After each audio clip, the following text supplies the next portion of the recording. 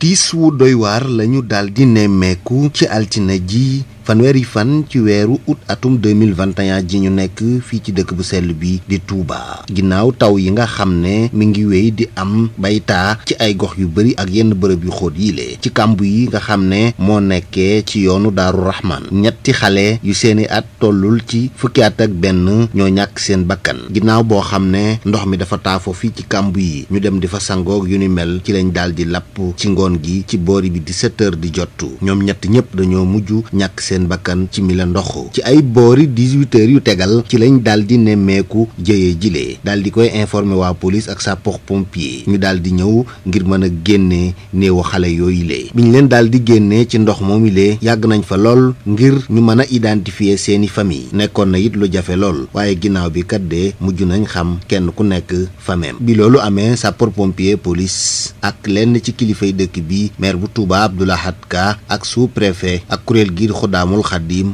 Modou Diop Diawbe daal dinañu fay teew ak mbooloo mu bari ci bërëb boobilee muy jëye ju metti joo xam ne moom lañu daal di nemmeeku ci kàmb yi nga xam ne moo nekkee ci yoonu Daaru Rahman ñetti xale yu góor ñoom ñoo fa daal di lapp ba ñàkk seen bakkan seeni at ci xayma fukki at jàpp fukki at ak benn ci lu matul ñaari fan juróomi xale daal di nañuy ñàkk seen bakkan ci dëkk bu sell bii di Touba ci taw yi lee lu jiitu ñetti xale yi di faatu ci subak altine gile ci yoon wi jógee tali bu bees jëm sexaw ga fi ñuy wax arrêt bu mujj ci ay travaux yu Touba ca kanam doon amal foofilee ci kàmb yooyu lee benn xale bu góor moom tamit bu ay atam toll ci fukki at ak benn moo fa daal di nërmeelu dugg ci biir surux fa ba daal di ñàkk bakkanam niki dimanche yi tamit de bi ñu xëyee foofi ci yoonu daaru nemmeeku nañ fa it benn xale bu góor bu ñàkk bakkanam ci biir ndox mi lee muy lu doy waar loo xam ne jamono ji moom lañu daal di nemmeeku fii ci diwaan bu Touba ñuy wéy di gën di sensibiliser askan wi ak ñenn ñi nga xam ne ñi ngi amal ay travaux ci dëkk bi ngir bërëb yi nga xam ne bërëb bu ndox la tem am ay pax wala ay bassin ya ca aju ñu daal di fay def ay signalisation wala ay barrage yuy tax askan wi mën a mucc